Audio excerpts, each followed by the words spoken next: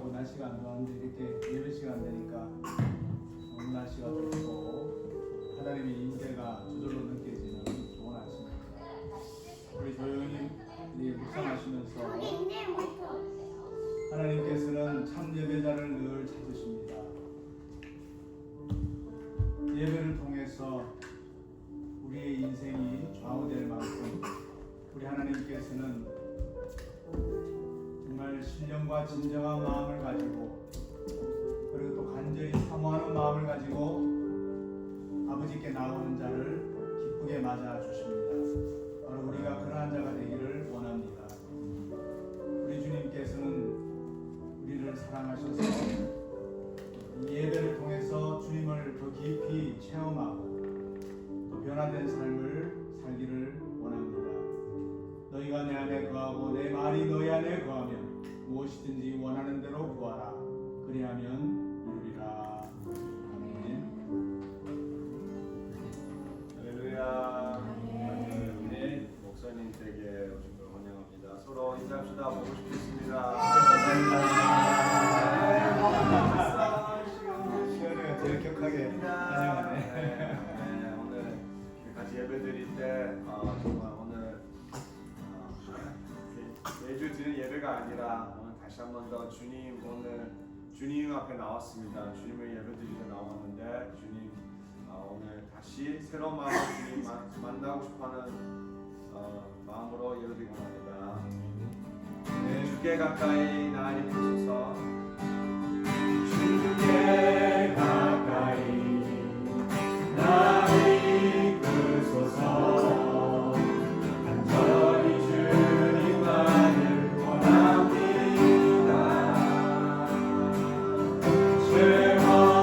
채워주소서.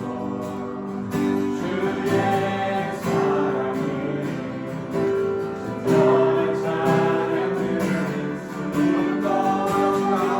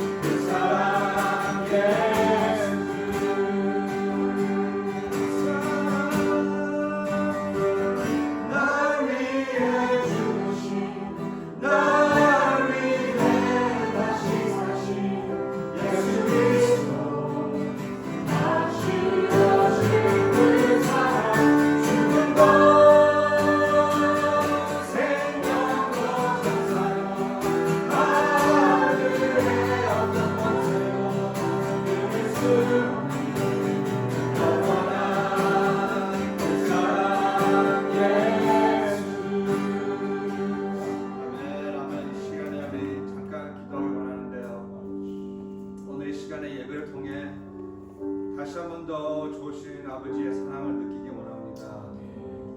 우리를 위해 그 아들 보내주셔서 예수님의 보혈을 통해 우리에게 새 생명 주시고 또 얼마나 우리를 사랑하시는 것을 보여주신 것 주님 너무나도 감사드립니다.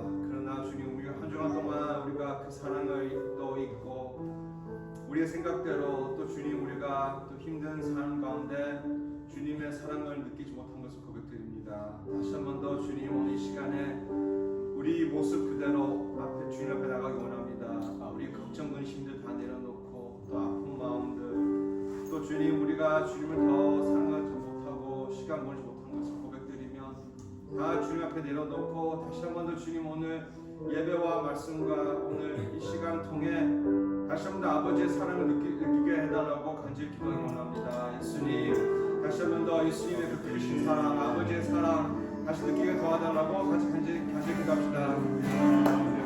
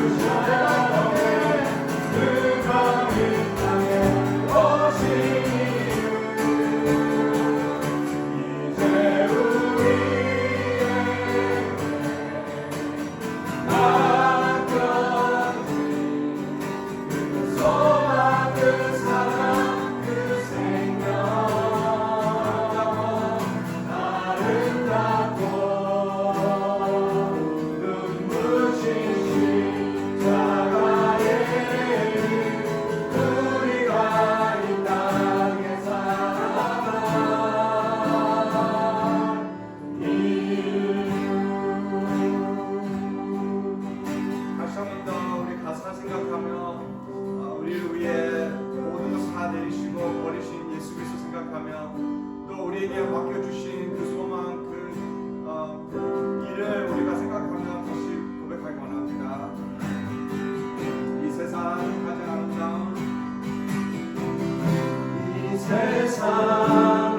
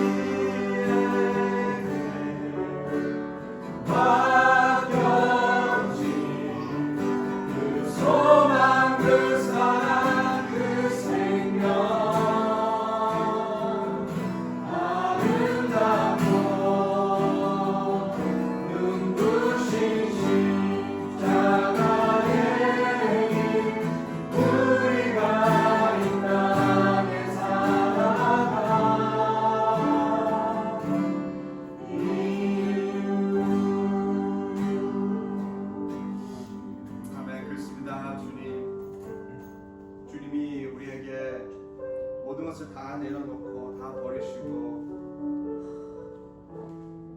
주님의 생명까지 다 내려놓고 우리에게 새 생명 주신 것 너무나 감사드리며 주님이 바라신 것은 딱 한 가지뿐입니다.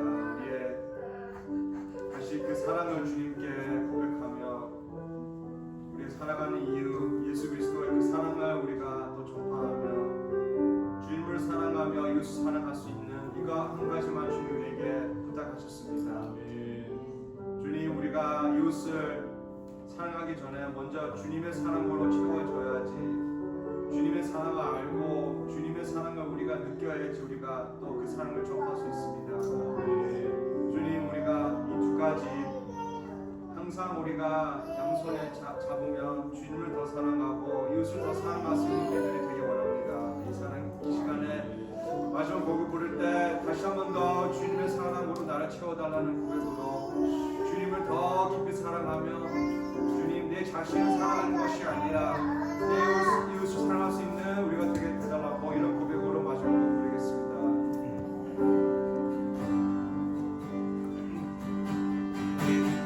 표현 못해도 나 표현하리라.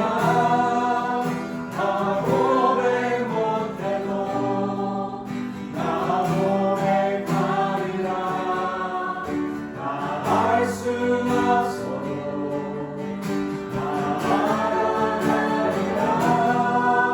나 닮지 못해도 나 닮아가리라.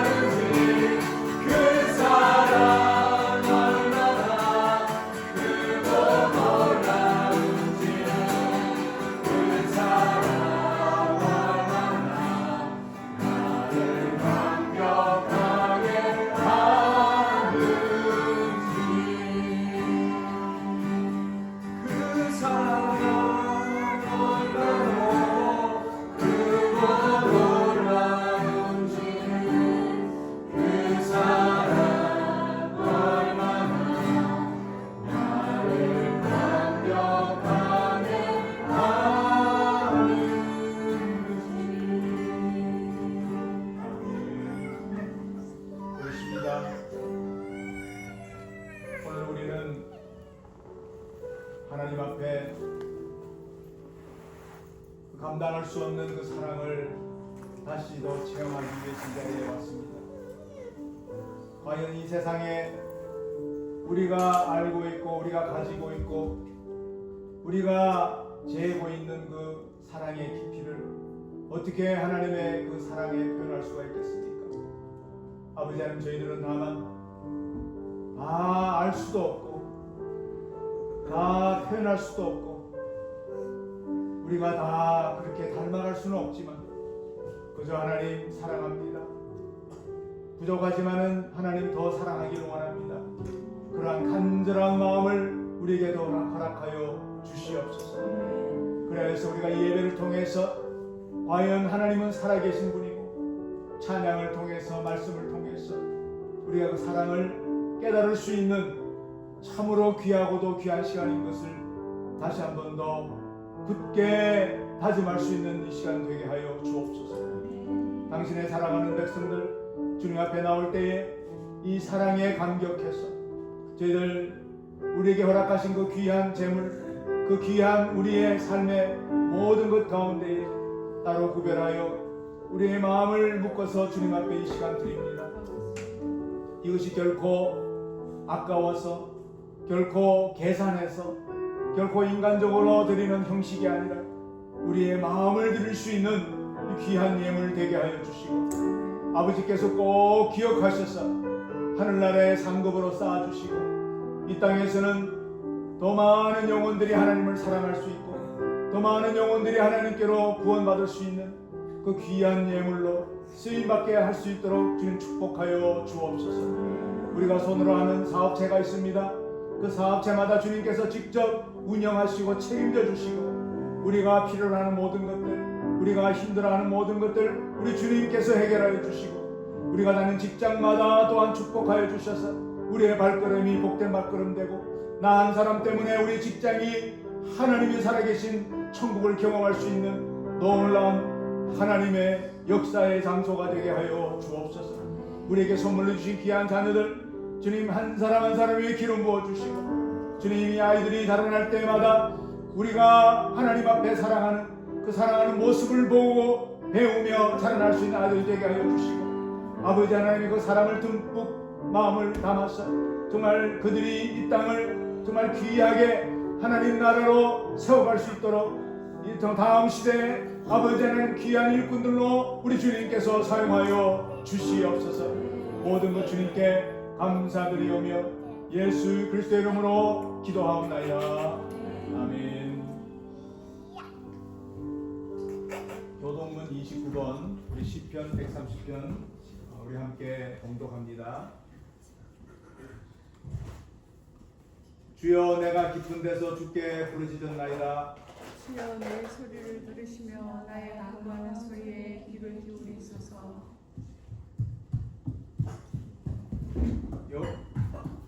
여호와여 주께서 죄악을 감찰하실 때인데 주여 누가 서리까.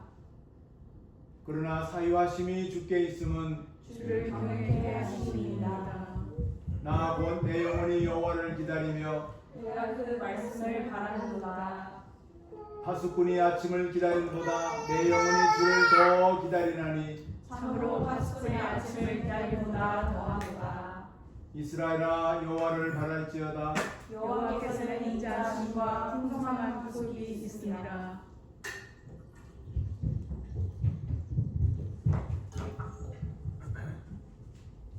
저가 이스라엘을 그 모든 재앙에서 구속하리로다. 아멘. 이제 자리에 앉으시기 바랍니다.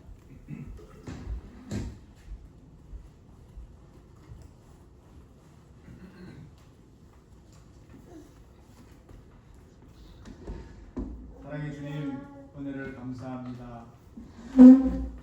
저희들이 무엇이간데 우리를 이렇게 사랑하셔서 오늘도 이렇게 주의 날, 이 기쁜 날 정말 우리 주님을 생각하면서 이 자리로 기쁘게 나오게 하심을 진심으로 감사드립니다. 정말 우리가 간절히 바라고 원하옵기는 우리 아버지 하나님께 주신 귀한 그 율법 가운데 가장 귀하고 가장 기초가 되고 아버지 하나님께서 지금도 우리에게 너무나 간절히 부탁하시는 그 계명의 말씀, 너희 몸과 마음과 뜻과 정성을 다해서 아버지 하나님을 사랑하라고 하는 그 말씀이요, 둘째는 내 이웃을 내 몸과 같이 사랑하라고 하는 그 말씀인 것을 우리는 믿습니다. 아버지 하나님, 저희들 마음속에 늘 하나님 사랑하는 것이 잊혀지지 않게 하여 주시고, 우리의 삶 가운데에 하나님을 사랑하는 이 마음이 우리의 삶의 귀한 중심이 되게 하여 주셔서 하나님을 사랑할 줄 알아야만이 진정으로 이웃을 사랑할 수 있는 그 말씀이 정말 우리에게 귀한 정말 생명의 말씀이 될 수 있도록 주님 우리를 축복하여 주옵소서. 이 시간에 아버지 하나님이여, 당신을 사랑하는 귀한 교회들마다 예배드리고 있는데 그 예배드리는 자들이 결코 형식과 습관과 아버지 하나님 어쩔 수 없는 그 아버지 하나님이여 억지로 드리는 예배가 되지 않게 주님 꼭 붙들어 주시고, 예배를 통해서 어디에서든지 하나님을 만나는 역사가 있게 하여 주시옵시고, 그 하나님을 예배를 통해서 만남으로 말미암아 변화된 삶을 살 수 있도록 당신의 사랑하는 귀한 예배자들마다 축복하여 주시옵소서. 그래서 아버지 하나님, 그 하나님을 향한 그 발걸음들이 결코 헛된 발걸음 되지 않게 하여 주시고, 사람을 만들어 가거나 사람에게 보이기 위한 예배가 아니라 오직 하나님께만 초점을 맞추며 하나님을 기쁘시게 해드리는 그 귀한 예배 되게 하여 주시옵소서. 아버지 하나님, 이 시간 간절히 간구하는 기도의 제목이 있습니다. 당신의 사랑하는 우리 최 집사님, 정말 아버지 하나님 할아버지를 정말 이제 하늘나라로 보내고 그 아픈 마음을 가지고 이제 한국을 갔다가 이제 미국에서 체류하는 가운데 있습니다.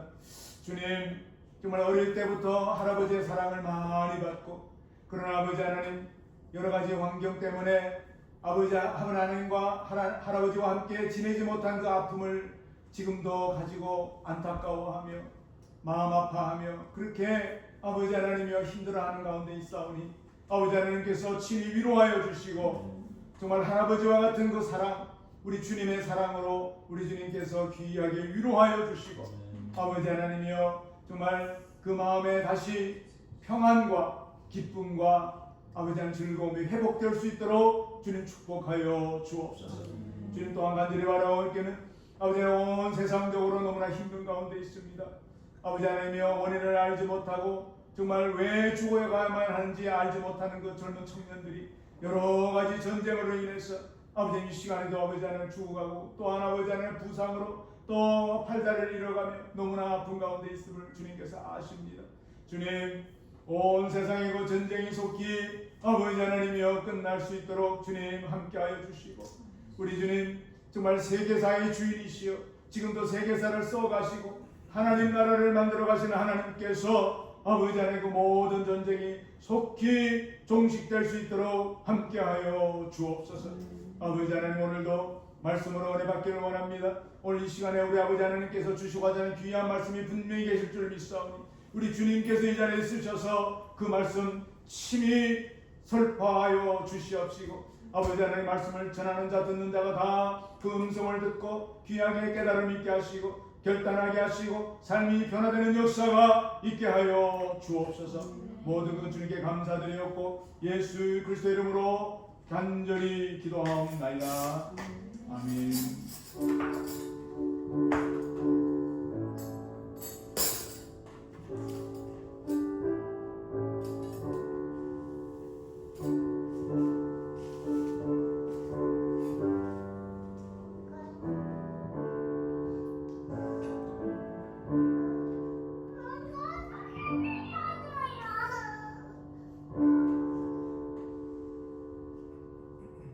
하나님의 말씀 구약 에스겔 36장 24절에서 28절까지 말씀입니다.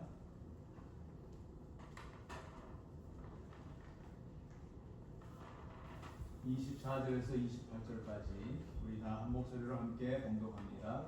내가 너희를 열국 중에서 취하여 내고 열국 중에서 모아들이고 고토에 들어가서 맑은 물로 너희에게 뿌려서 너희로 정결케 하되 곧 너희 모든 더러운 것에서와 모든 우상을 섬김에서 너희를 정결케 할 것이며 또 새 영을 너희 속에 두고 새 마음을 너희에게 주되 맹세하고 부드러운 마음을 줄 것이며 또 내가 또 내 신을 너희 속에 두어 너희로 내 율례를 행하게 하리니 너희가 내 율례를 지켜 행할지라.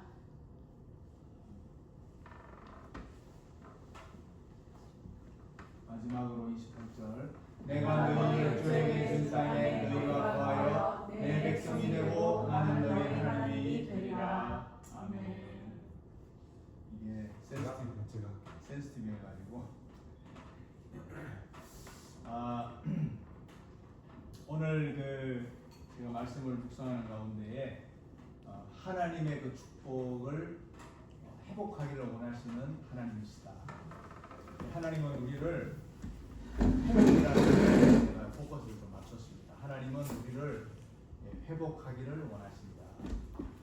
제가 사실 그 서머 페스티벌이 벌써 이제 2주 전에 끝났고 그 뒤에도 예배 시간마다 이제 서머 페스티벌에 있었던 이야기도 간단하게 이렇게 있었던 일을 말씀도 드렸고 그 엄청난 일들 지난 시간 같은 경우는 정말 지금까지 사상 최대 인파가 모이면서 많은 일들이 일어났던 것을 이야기했는데 왜 그런 그걸 제가 강조를 하냐면 그것이 어떤 와 대단하다 엄청나다 정말 그 선교지에서나 일어날 일들이 이런 교회에서도 막 일어났구나 하는 이런 그런 어떤 그 놀라운 어떤 결과 때문에 그런 게 아니라 그게 벌써 이제 20년 가까이 돼가잖아요.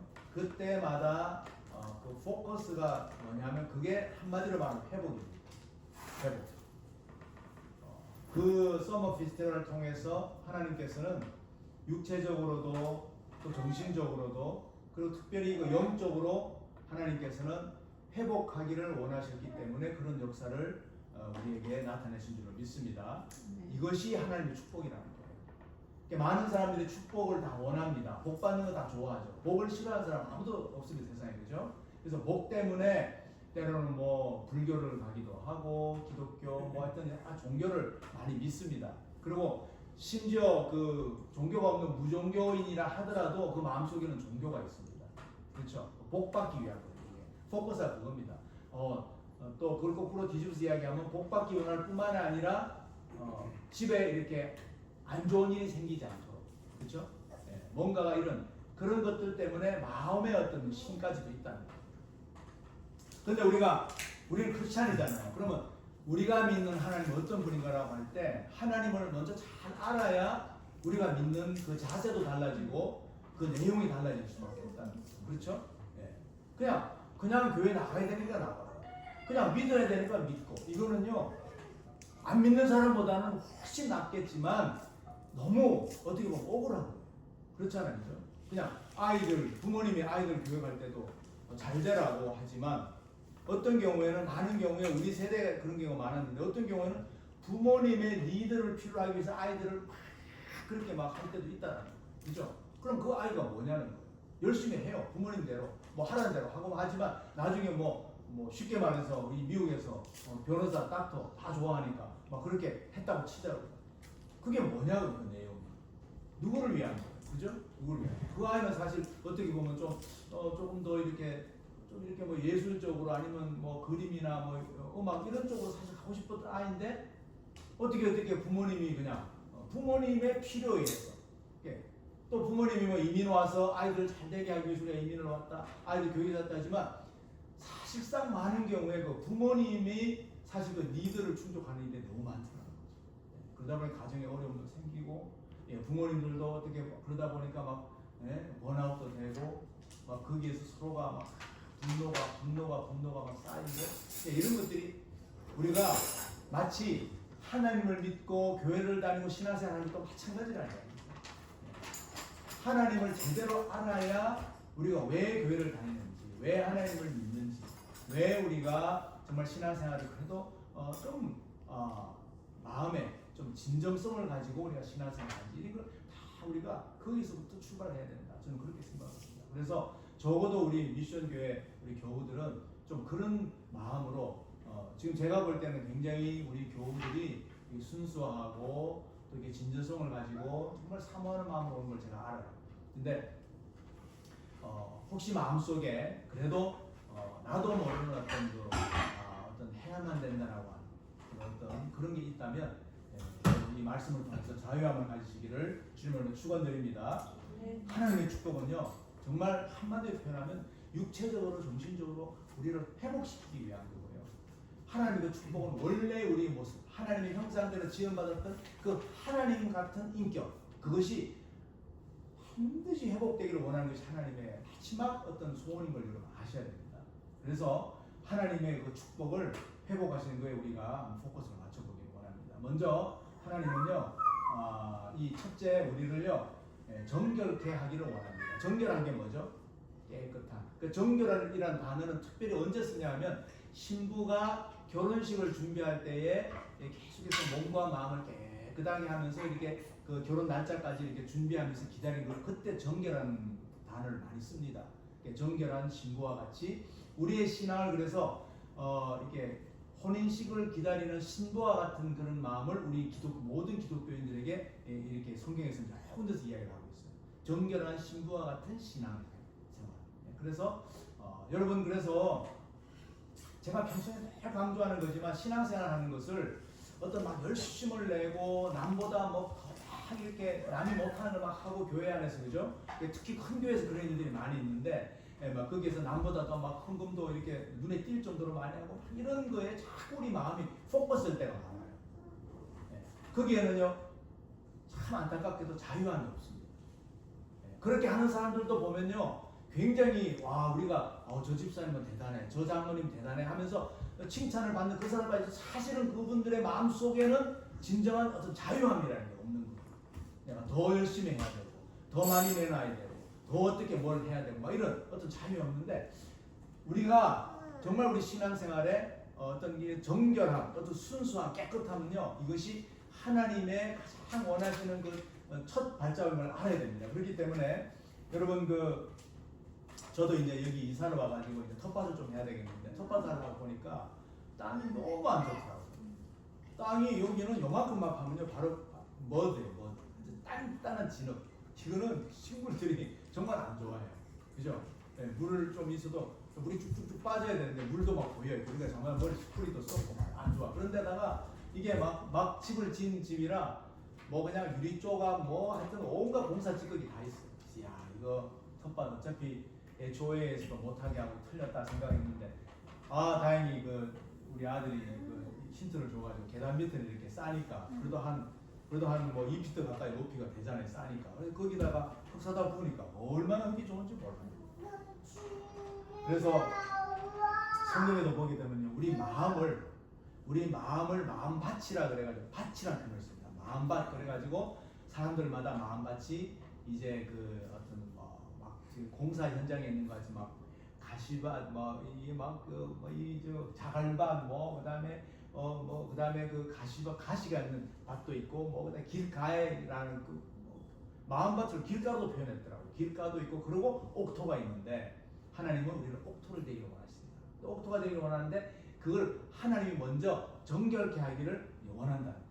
여러분 오늘 이 에스겔서는요 바벨론 포로 때의 백성들의 마음 상태가 얼마나 힘들었겠어요. 나라 잃어버린 지 이미 오래됐고 그러니까 노예 생활하고 종노릇 하면서 그냥 찢길 대로 찢기고 소망은 없고 희망은 없고 야 우리 이스라엘도 이제 끝났구나. 도대체 하나님의 백성이라고 그러는데 어떡하다 이렇게 됐지? 오랜 세월 이게 1년 2년도 아니고 10년 20년도 아니고 몇 백 년을 가다 보니까 백성들 마음속에는 다 딱딱한 돌같이 된 거예요.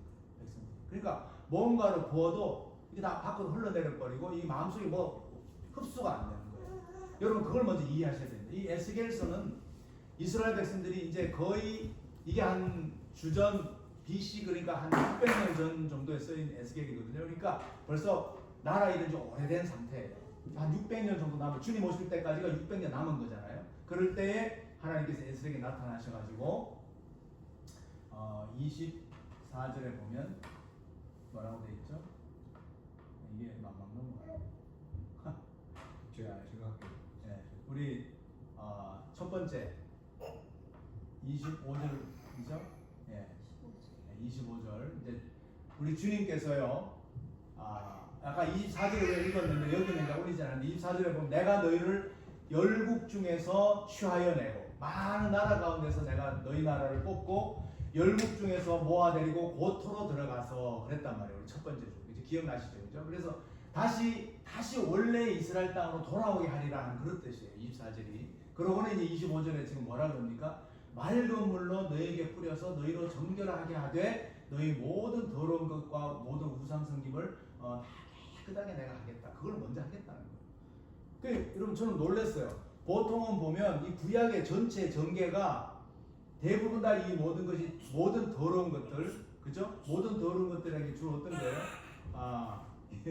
이 성적으로 문란한 거, 그 다음에 우상 숭배, 이것이 구약의 전체 역사 가운데 이거였는데 이걸 하나님께서는 모든 제사를 통해서 이제 그 하나님께서는 이거를 다 회개하게 만드시고, 그렇죠? 그리고 그렇게 죄를 진 백성들이 하나님 앞에 용서를 구하게 하는 것이 그동안의 어떤 프로세싱이었어요. 근데 제가 이 말씀 보면서 놀랐어요. 여기 보니까 하나님이 이제 씻어준다는 거예요. 여러분 너무 달라지지 않았어요? 네. 제사를 통해서 반드시 사람이 회개를 하고 사람들이 이스라엘 백성들이 하나님 앞에 용서를 구해야 되는데 하나님이 이렇게 깨끗하게 하겠다는 거, 이게 굉장히 놀랐어요. 하나님이 이제는 많은 제사가 지나갔잖아요. 그죠? 이미 많은 제사들이 지나갔고 이제 여기까지 온 거예요.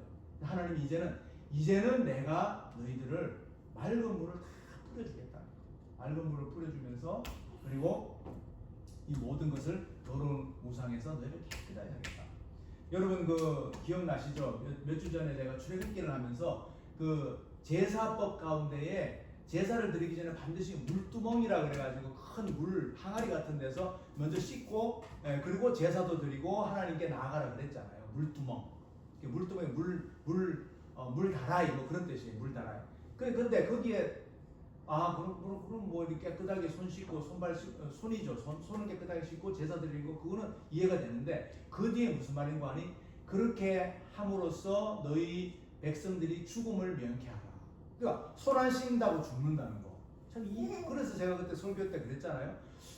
손 안 씻는 거가 어떤 뭐 옐로우 티켓을 준다든가 뭐 이렇게 워닝을 주면 몰라도 그거 안 씻어서 죽는다? 이 의미가 왜 클까? 라고 할 때 이것이 레위기 11장에도 나오고 민수기 19장 또 그리고 31장 계속해서 나오는 건 뭐냐면 이 하나님께서 원하는 거는요 어떤 정결한 어떤 상태를 원하는 거예요. 정결한 상태, 그 다음에 우리가 거룩하다는 건 뜻이 뭐라 그랬죠? 뭔가 세상으로부터 이렇게 구별되고 분리된 거를 거룩하다고 했거든요. 그러니까 하나님께서는요 그런 어떤 행위나 어떤 눈에 보이는 피지컬한 그런 모습이 아니라 우리 마음속의 어떤 그런 자세를 이야기합니다. 그렇죠? 이런 자세가 될 수 있도록 하나님께서 먼저 물을 뿌려서 이렇게 하신다. 제가 주로 보면 이렇게 물건 같은 거 소중한 거 이렇게 잘 고치는데 제가 좀 이렇게 그래도 하나님이 좀 이렇게 주신 것 같아요. 잘 고치는데 잘 고치는 게 뭐 툴이 중요하고 이런 것도 중요하지만 이 보면 이렇게 망가지고 오래된 거는요 먼저 이렇게 기름이나 물이나 그 상태에 따라서 씻어야 됩니다. 그죠? 이 오래된 거는 가져와서 먼저 이렇게 다 한번 씻어요. 그다음 분해를 해요. 물로 하든지 그다음에 기름으로 하든지 이렇게 해가지고 그다음에 다 잘 말린 다음에 다시 재조립을 하면요 거의 다 새 것 같이 되는 경우가 많이 있습니다. 제가 그런 굉장히 많이 경험을 하거든요. 그래서 그런 것들 하나님의 마음이 그런 거라는 거예요. 우리는 거의 다 망가져서 못 쓸 정도로 다 망가진 기계 같은 그런 모습이에요. 하나님 볼 때. 하나님 먼저 이렇게 물로 뿌린다는 거예요. 맑은 뿌려서 그 다음에 그거를 좀 촉촉하게 딱 해주고 대부분 보면 오래되고 이런 거는 벌써 굳어 있어요. 녹도 말하자면 굳어 있는 거거든요. 녹도 오래된 거는 굳어서 나중에는 거의 쇠와 녹이 거의 하나가 될 정도로 딱딱하잖아요. 그러면 기름을 부어 놓으면 그다음에 이게 기름이 이게 빨아들이면서 이게 좀 그게 생기잖아요. 그러면 이제 그걸 갈아내기도 하고 마찬가지예요. 하나님께서 우리를 그렇게 하신다는 거죠. 그래서 특별히 성경에서는요 물로 뿌려서 또 혹은 물로 우리를 새롭게 한다는 그런 구절들이 굉장히 중요하게 나옵니다. 그 다음에요 보면 요한복음 3장 5절에 우리 예수님께서 직접 말씀하셨어요. 진실로 그러니까 예수님이 진짜로 내가 말한다 두 번이나 강조하면서 이야기합니다. 그죠? 진짜로 그래서 진짜로 예수님이 그렇게 말하는 거예요. 내가 너에게 이르노니 사람이 물과 성령으로 나지 아니하면 하나님 나라에 갈 수 없다. 여기 물이 나와. 왜 그렇죠? 물로 먼저 우리가 좀 씻음을 받아야 된다. 딱딱해진 것들이 좀 이렇게 푹신하게 좀 이렇게 돼서 거기에 성령님을 받아들일 수 있는 어떤 프로세싱이 되는 거예요. 그죠? 그래서 이 물이라는 거는 곧 이제 회개를 말하는 거거든요. 물세례. 회개를 하고 성령님 우리 안에 들어오시면 그러면 우리는 하나님의 나라를 갈 수 있다. 자, 또 다음에 그래서 이제 제가 읽어드립니다. 마태복음 3장 7절에 보게 되면요, 요한이 많은 바리새인과 사두개인들이 세례 베푸는데 오는 걸 보고 이르되 독사의 자식들아 누가 너희를 가리켜 임박한 진노를 피하라 하더냐. 그러므로 회개에 합당한 열매를 맺고 속으로는 아브라함이 우리 조상이라 생각하지 말라. 내가 너희에게 이르노니 하나님이 능히 돌로도 아브라함 자손이 되게 하시리라. 보세요. 바리새인과 사두개인들은요 굉장히 종교적인 사람이에요. 종교적인 사람이니까 소문에 세례 요한이 물 세례를 주는데 거기 가면 그냥 용서도 받고 깨끗해진다 그러니까 벌써 그런 걸 알고는 막 때로 몰려와가지고 세례 요한에게 조단강에서 세례를 받은 거예요. 그 당시에. 그러니까 세례 요한이 그걸 알잖아요. 아니까 뭐라 그래요? 독사의 자식들아. 요즘으로 말하면 야 이 독사 새끼들아 이렇게 말해요. 이 독사 새끼라 그러는 거는 사실은 이 개로 표현하는 그 개새끼보다 더한 거예요, 사실. 그죠? 무서운 거예요. 근데 그러면서 뭐라 그래요? 너에게 누가 임박한 진노를 피하라 하느냐. 그저 형식적으로 나한테 와서 세례받고 죄 용서 받았다. 형식적으로 죄 용서 받았다. 그렇게 한다고 될 줄 아느냐. 이 회개라는 거는 회개의 삶에서 내 삶이 변화되고 진정으로 열매를 맺는 것이 진정한 회개다라고 이야기하고 있잖아요. 그러니까 하나님께서는요 정말 우리로 하여금 본문의 말씀대로 본문의 말씀 그 다음에 해주세요. 본문 26절. 그래서 새 영을 너희 속에 두고 새 마음을 너희에게 주되 너희 육신에 굳은 마음을 제하고 부드러운 마음을 줄 것이다. 이게 얼마나 우리에게 위로가 되는 말씀인지 몰라요. 우리를 물을 뿌려주고 우리를 이렇게 다시 한번 고치려고 애를 쓰는 그 마음, 그게 새 영과 새 마음을 다시 주시면서 굳은 마음을 하시는 거예요. 여러분 우리가 은혜를 왜 못 받습니까? 교회를 그렇게 오래 다니고 사실 여기 있는 분들도 사실은 초신자는 아니잖아요. 그죠? 따지고 보면 꽤 됐어요. 꽤 됐어요. 여기 장로님 안 계시고 권사님 안 계시지만 평생을 다녀도 사실 마음이 딱딱하게 굳은 마음들이 얼마나 많은지 몰라요. 여러분 왜 교인들 가운데서도 이렇게 평소에 그냥 괜찮은 분인 것 같아도 무슨 사건이나 무슨 이슈가 탁 터지면 막 욱 하고 올라오는 분들 많죠. 그죠? 그런 분들이 마음이 딱딱해진 분들이 많은 경우가 그래요. 그러니까 나는 괜찮은 것 같은데 사실은 꾹꾹 눌러놓고 참고 있는 거예요. 꾹꾹 누른다는 건 뭐예요? 여러분 꾹꾹 눌러보세요. 어떻게 돼요? 딱딱해지죠. 그거를 평생 누른 분도 있고요. 그냥 어쩔 수 없이 내 직책 때문에 내가 장로인데 그럴 수가 없어요. 심지어 여러분 목사까지도 마찬가지예요. 내가 목사인데 그걸 어떻게 그렇게 표현을 해? 어떻게 그런 반응을 해? 안 해요. 그거는 사실은 근본적으로 다시 돌아가야 돼요. 하나님께서 주시는 마음, 정말 굳은 마음을 다 빼주시고 없애주시고 부드러운 마음을 주기 위해서 우리에게 오늘 이렇게 귀한 은혜를 주신다는 겁니다. 여러분 그렇기 때문에 오늘 특히 이 구절을 통해서 내가 이렇게 신앙생활을 하면서도 뭔가가 자유함이 없고 뭔가가 기쁨이 없고 뭔가 힘들 때 내가 내 마음이 어떤가, 내가 마음이 지금 정말 우리 주님이 지금 어떤 주시는 그런 마음인가 하는 점검할 필요가 있습니다. 여러분 계속해서 내 마음속에 이렇게 점검을 해야 됩니다. 그런데 여러분 뭐가 우리를 딱딱하게 하는 줄 아세요? 신앙생활 잘 하고 있는데도 뭐가 우리를 그렇게 딱딱하게 하냐면 우리에게 각자의 약점이 있습니다. 목사님 저도 마찬가지고 각자 가지고 약점이 있어요. 성격적으로도 그런 약점이 있는 사람들이 있고요. 성품적으로 아니면 현재 우리가 가지고 있는 환경 가운데서 직장이나 어떤 그 비즈니스에서나 어떤 내가 이 문제가 뭔가가 내게 나오기만 하면 욱하는 그런 할 수 있는 그런 약점들이 약한 고리가 있습니다. 그런 것들을 내가 이렇게 어떻게 잘 이겨낼 수 있는가. 여러분 그래서 아까도 제가 이 텃밭 이야기 했습니다만은 처음에 흙을 이렇게 줘가지고 좋은 흙 넣었으니까 이제 계속 내가 식물 넣고 따먹고 식물 따먹고 하면요 얼마나 언제까지 오래 갈 수 있는 게 아니에요. 흙이 그때는 어떻게 되는 줄 아세요? 저는 텃밭 해봐서 알아요. 계속 길러 먹기만 하면요, 흙이 점점점 단단해집니다. 딱딱하게 단단해지고요, 흙이 점점 이렇게 그 식물이 살 수 있는 환경에서 멀어져요. 그렇기 때문에 계속해서 이거를 뒤집어주고, 그러면서 또 퇴비를 주고 영양분을 주면서 자꾸 뒤집으면요, 흙 속에서 어떤 생명력이 살아납니다. 가만히 물만 주고 열매만 다 먹으면요, 이거는 우리 이제 뭐 좀 어려운 얘기지만 산성화가 되면서 이게 딱딱해집니다. 그런데 자꾸 영양분을 주고 퇴비를 주고 하면서 뒤집어주면요, 흙 자체가 또 생명력을 이끌면서 그 놀라운 일들이, 영양이 많이 들어갈수록 흙이 부드러워집니다. 똑같아요. 우리의 마음 속에도 마음밭이 있잖아요. 우리 마음이 사실, 우리 마음밭이 사실 마음 텃밭입니다. 그래서 그냥 그대로 놔두면, 예수 믿었으니까, 그냥 교회 다니니까, 그냥 내가 날마다 그냥 그래도 뭐 찬양하고 뭐 다 그냥 그대로 하면 되는 것 같지만 그거로 되는 게 아니에요. 계속해서 우리 주님과 함께, 주님이 영양제입니다. 유일하게 우리를 대신 위해서 죽어주신 그 주님, 십자가에서 죽어주신 그분이 영양제고, 그분이 걸음이고, 그분이 우리의 모든 것이에요. 그래서 그분과 계속해서 인터머시, 친밀하게 친해지는 거예요. 계속 그래서 그분과 함께 주고받고 하면서 내 마음밭이 자꾸 부드러워지는 거예요. 자꾸 부드러워지면 여러분 그때부터 내 마음속에 성령님이 역사하기 시작합니다. 여러분 예수 믿으면 성령님이 우리 안에 계신다고 제가 분명히 말씀드렸잖아요. 계시지만 성령님이 왜 가만히 계세요? 예수 믿었는데 왜 우리가 별로 변한 게 별로 없어요. 오히려 시간 많이 뺏기고, 오히려 더 마음에 부담감만 생기고, 자꾸 안 가면 무슨 뭐 죄책감을 느껴지고, 오히려 안 좋은 게 많잖아요. 왜 우리가 그런 신앙생활을 왜 해야 됩니까? 그렇잖아요.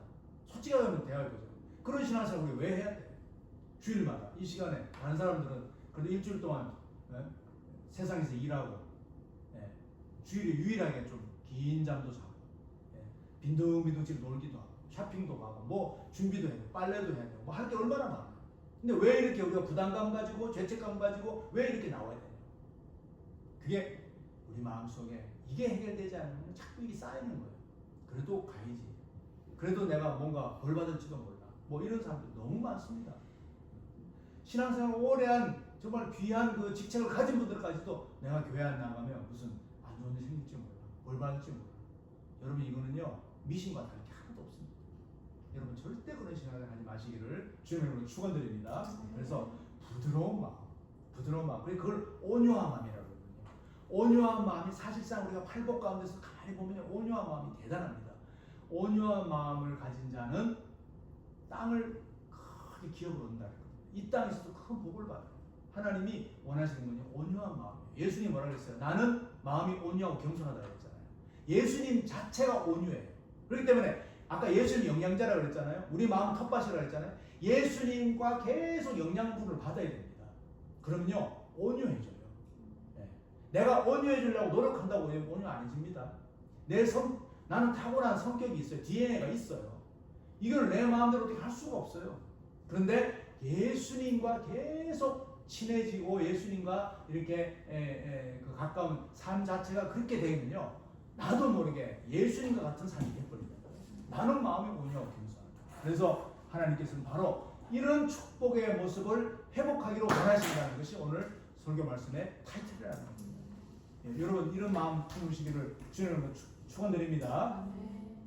그래서 우리가 두 번째로 이제는 이런 마음이 이렇게 촉촉하게 부드러워졌을 때 성령으로 변화시킨다는 거죠.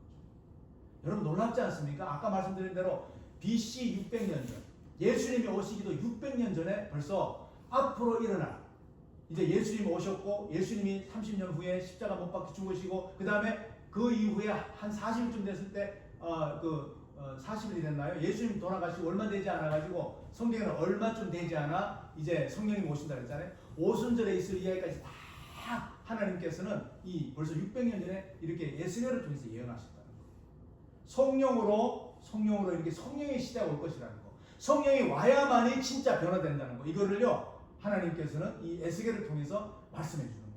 부드러워야 된다는 거는 성령님이 이제는 역사하기 시작한다는 거 아닙니까? 오늘 본문 27절 넣어주세요. 27절에 보게 되면 굉장히 중요합니다. 이건 함께 읽습니다. 시작. 또 내 신을 너희 속에 두어 너희로 내 율례를 행하게 하리니 너희가 내 규례를 지켜 행할지라. 또 내 신이면 이게 누구죠? 하나님이 말할 때 내 신은 성령님밖에 없습니다. 내 신을 너희 속에 이제 둘 거라는 거죠. 그죠? 2600년 전에 벌써 이런 예언을 하셨다.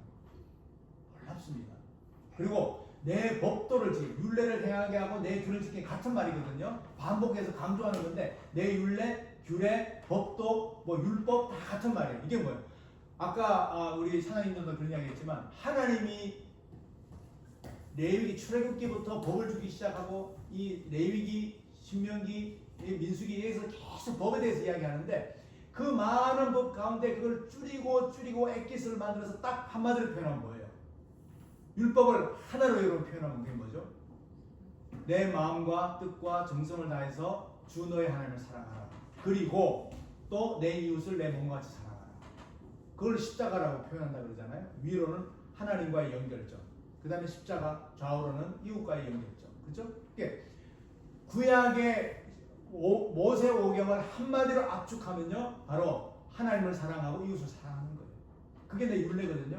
그러니까 이게 실제로 변화된 사람은요, 머릿속에서 아하 그렇구나, 하나님 말씀이 그런 거구나, 하나님을 그렇게 구약을 해석해 보니까 또 압축해 보니까 그런 게 나오구나, 머릿속에 맴드는 사람은요 평생에서 그냥 그렇게 하고 끝나는 거예요. 여기는 뭐예요? 행하게 할지니라, 행할지니라, 행하게 계속 강조하고 있잖아요. 이게 삶에서 나타나야 된다는 거예요. 네. 하나님 사랑과 이웃 사랑이 나타나야 된다는 거예요. 할렐루야. 그렇기 때문에 이 성령님이 하신 일이 왜 그럼 중요하냐? 또 내 신을 너희 속에 두면서 하나님을 사랑하고 이웃 사랑하게 하겠다는 거, 이것이 이게 굉장히 결론적인 이야기잖아요. 그러면 성령님이 그럼 어떻게 하느냐? 이게 굉장히 중요한데, 자 보세요. 그 다음 절 요한복음 16장 17절에 내가 너희에게 실상을 진짜를 내가 말해주는데 내가 떠나가는 것이 너희에게 유익하다.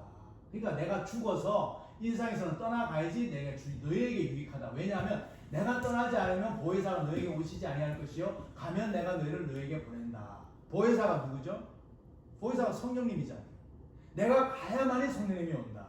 그래서 여러분 그 다음 절 보세요. 그 다음 절 보게 되면 보혜사 곧 그분이 하는 역할이 뭔가요? 아버지께서 내 이름으로 보내실 성령, 그가 너에게 모든 것을 가르치시고 내가 너에게 말한 모든 것을 생각나게 하시리라. 이 굉장히 중요합니다. 보혜사 성령님은요, 모든 것을 예수님이 안 계셔도 가르치시는 분이고요, 예수님이 안 계셔도 모든 것을 생각나게 하시는 분이에요. 자, 여러분 베드로를 보자고요. 베드로가 예수님의 수제자였는데 베드로는 굉장히 무식하고 성격이 급한 사람이었습니다. 그래서 굉장히 예수님이 있을 때도 실수를 많이 했어요. 그리고 심지어 예수님 십자가 못 박힐 때 3번이나 예수님을 부인했던 사람이에요. 아주 맹세까지 하면서, 하늘에 맹세까지 하면서 아주 철저하게 부인했던 사람인데 성령님을 체험하고 변화됐잖아요. 그죠? 그럼 베드로가 어떻게 변했어요? 베드로가 이 변한 걸 보면요 놀랍습니다. 사도행전 4장 13절을 보게 되면 사람들이 베드로를 이렇게 평가합니다. 베드로와 요한이 기탄 없이 만화를 보고, 그러니까 막힘없이 그냥 아주 담대하게 촥촥촥촥 설교하는 걸 보고 그 본래 학문이 없는 범인으로 알았다가, 학문이 없는 평범한 사람, 그냥 고기나 잡는 어부로 알았다가 이상하게 여기며 또 그 전에 예수와 함께 다녔던 것도 기억을 하더라. 이제 이런 내용이 사도행전 4장 13절에 나오거든요. 그렇잖아요. 베드로가 예수님 따라다녔던 건 뭐예요? 예수님 따라다니면 뭔가가 내가 좀 더 축복된 삶을 살 것 같고 뭔가 좋은 일이 있을 것 같으니까 그냥 예수님 따라다니면서 거기서 그 수제자 노릇을 한 거 아니에요. 거기서 대장 노릇 했잖아요. 그죠? 그런데 예수님 십자가 못 박혀 돌아가신 그 모습을 보니까 아, 내가 3년 동안 그냥 내가 헛것을 붙잡았구나. 그렇게 해서 배반할 수밖에 없죠. 그러니까 예수님하고 같이 다니면서도 깨달음이 없었던 거예요.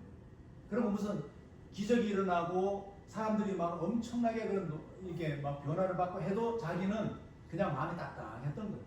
그렇죠? 근데 그러한 베드로 같은 사람도 전혀 학문이 없던 사람, 학교도 가지 않았던 사람들도 성령님이 임하니까 어떻게 돼요? 모든 것을 가르칠 수 있다. 그런 베드로 같은 사람도 모든 걸 생각나게 했다. 예수님하고 단 3년 동안 했던 일들이 막 생각이 나요. 그러니까 설교가 유창해지는 거죠. 마치 예수님이 설교하는 것 같지만 유창이 되는 거예요. 이거는 베드로가 하고 싶어서 하는 게 아니에요. 그렇죠? 성령님은요 계속해서 우리가 교제하기를 원합니다. 성령님과 교제한다는 게 다른 게 아니에요. 성령님은 우리에게 계속해서 가르쳐 주세요. 가르쳐 준다는 게 어떤 이론적으로 성경을 많이 알게 하는 성경 지식을 가르쳐 주는 게 아니라 성령님이 우리가 계속 교제하게 되면요 우리가 삶 속에서 주님 어떡할까요? 주님 이게 지금 내가 이게 지금 나갈 수도 없고 뒤로 갈 수도 없고 어떻게 될 줄 알았어. 내가 정말 모르겠어요. 주님 우리가 비즈니스 할 때도 직장생활에서 인간관계에서 모든 면에서 그럴 일이 얼마나 많습니까? 정말 앞뒤로 꽉 막힐 때 같은 그럴 때가 얼마나 많잖아요. 그럴 때 성령님이 가르쳐 주십니다. 이거는요 누가 노하우를 많이 가진 세상에 이렇게 오래 산 어떤 그런 사람이 가르쳐 준다고 되는 게 아닙니다. 성령님이 가르쳐 주실 때는요 정말 신기하고 놀라울 정도로 이 문제가 그 자리에서 해결되는 걸 저는 많이 경험합니다. 그리고 여러분 설교 들을 때마다 은혜 받은 거 있잖아요. 다 까먹잖아요. 설교 제목도 생각 안 나고 정말 뭐 아마 설교는요 은혜 받았다 싶으면 제가 잘 은혜 받은 특별히 은혜 있었던 설교들을 체크해놨다가 아마 반복해서 몇 번씩 해도 여러분 잘 기억 못할 거예요. 목사님 똑같은 설교 또 하시네. 아마 그런 사람 없을 거예요. 왜? 까먹는 은사가 있으니까. 그게 은혜입니다. 자꾸 까먹어야 돼요. 그래야 목사님도 설교할 때 편하죠. 네, 까먹어야 돼요. 그런데 제가 같은 설교 안 합니다. 근데 여러분 그 설교들을 다 까먹는다고 해서 그게 여러분 없어진 걸까요? 제가 이 꼭 묻고 싶어요. 다 없어진 걸까요? 아니에요. 성령님과 교제하게 되면요 정말 몇 년 전에 들은 설교도요 여러분들이 꼭 필요할 때 그 설교가 생각이 나요. 그때 목사님이 이렇게 말씀하셨어요. 그거는 목사님이 말한 건가요? 아니에요. 성령님이 그때 말씀하신 거고 성령님이 그것을 필요한 그때 바로 그 시간에 다시 생각나게 해주십니다. 할렐루야. 그래서 여러분 에베소서 6장 18절에 이렇게 나옵니다. 모든 기도와 간구로 하되 무시로 성령 안에서 기도하라고 했어요. 무시로. 그러니까 성령님과 교제하고 기도할 때는요 시간이 따로 없습니다.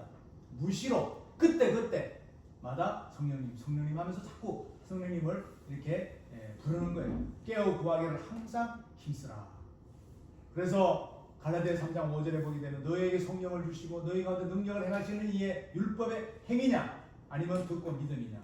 하나님 아브라함이 하나님 믿음에 그것을 그의 의로 정하셨다. 여러분 성령님과 함께하는 사람은요 그 삶에서 나타나야 됩니다. 그렇죠? 행위입니다. 많이 알고 경험한다고 해서 그게 중요한 게 아니에요. 그렇게 해서 하나님께서는 이제 결론적으로 똑같이 바로 그러한 삶을 살기를 이 땅에 죄악 가운데 세상을 하나님이 알아요. 그리고 우리는 그 죄악 세상 가운데서 우리는 죄를 지을 수밖에 없다는 것도 알아요. 다 알아요. 그런데 하나님은 우리에게 성령님을 지금 우리에게 보내주셔서 그 가운데서 회복하기를 원하는 것을 여러분 꼭 붙잡으셔야 됩니다. 하나님은요 우리가 회복되기를 원합니다. 찬양팀 나오세요. 하나님은 우리가 하나님 안에서 진정한 축복을 받기를 원합니다.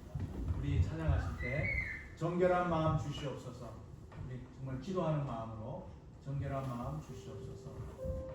찬양하십시오.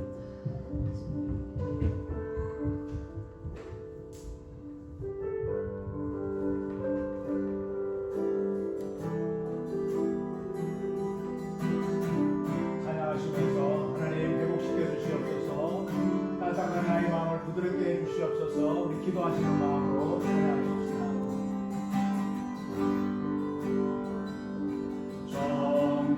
정결한 마음 주시옵소서.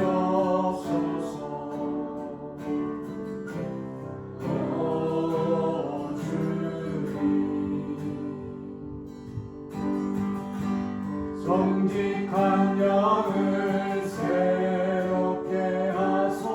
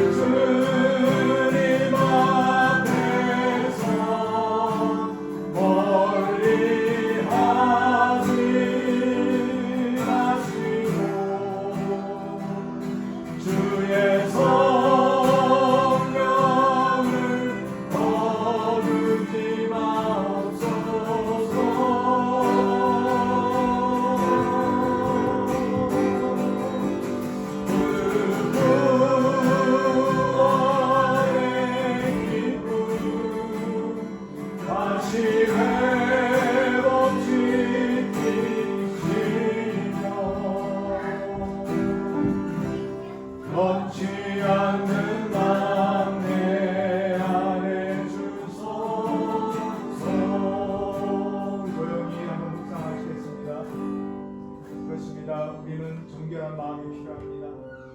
그런데 우리 하나님께서 친히 맑은 물로 우리에게 뿌려주신다고 했습니다.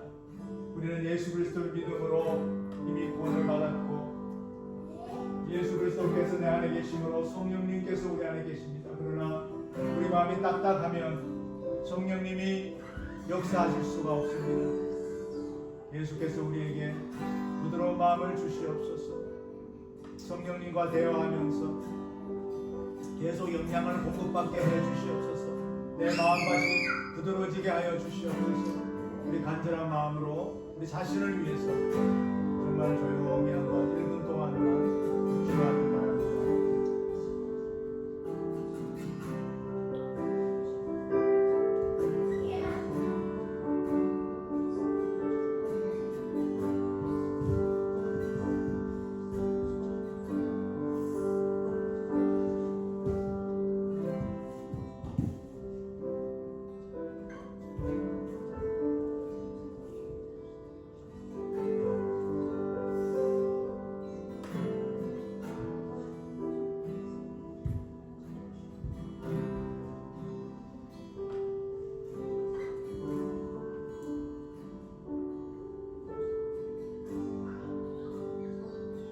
사랑하는 아버지 하나님, 우리를 이렇게 불쌍히 여겨주시고 우리에게 은혜 베풀어 주시니 너무나 감사합니다.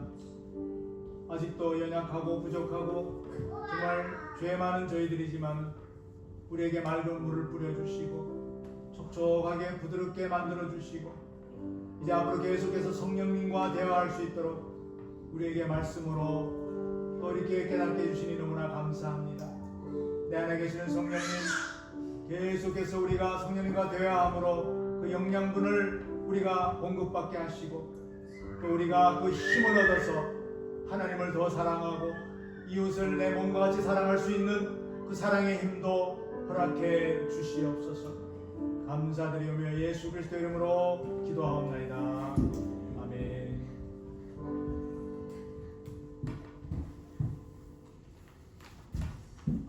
교회 앞에 몇 가지 광고 말씀드립니다. 우리 최종인 집사님께서 계속 기도하시고 지금 미네아폴리스에 있다고 했나? 저녁에 도착해요. 저녁 10시. 그래요? 예. 그래서 몇 시간 전에? 네, 몇 시간 후에 드디어 아빠 오네. 시원이 매일 다음 주에 야 신난다. 네, 가슴에 손을 빼고.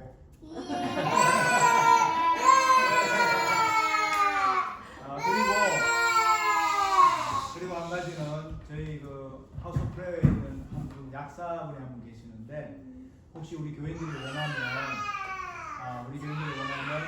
독감 예방 주사를 우리 교회 와서 같이 예배드리고 놔줄 수 있다 그래요. 그래서 제 생각으로는 아마 좀 몇 분 이상 되면 그래도 괜찮을 것 같아요. 뭐 한두 분 같으면 그때는 오기가 좀 그렇고 그래서 여러분 만약에 독감 주사 어차피 이제 맞을 것 같으면 여러분 좀 이렇게 잠시 이야기해 주시면 몇 분이 되는지 그래서 다음 주든 뭐 그다음 주든 좋을 것 같습니다. 자, 특별한 이제 다른 광고는 없고요. 우리 다 일어서셔서 하나님은 이런 그 축복된 자녀로 살기를 원하십니다. 축복이 이제 여러분 이제 이해가 되셨죠? 예, 어떤 영적인 축복입니다. 그래서 좀 회복된 자녀. 그래서 우리 세상에 좀 본이 되는 자녀가 되기를 원합니다. 우리 서로 격려합시다. 시작. 축복된 자녀로서 세상에 본이 됩시다. 아멘. 기도하겠습니다. 이제는 우리 주 예수 그리스도의 은혜와 하나님 아버지의 무한하신 사랑하심과 성령의 감화와 감동 역사하심이 귀한 말씀을 통해서 우리의 마음이 더욱더 부드러워지며 더욱더 계속해서 앞으로 성령님과 함께 대화하며 영양분을 공급받으며 우리가 하나님 말씀하신 정말 그 귀한 사랑을 실제로 정말 행동하며 아버지 하나님 영광을 나타내는 우리 모두 되기를 간절히 소원하는 사랑하는 당신의 귀한 백성들 머리머리 위에 이제부터 영원토록 함께 하시기를 간절히 축원하옵나이다.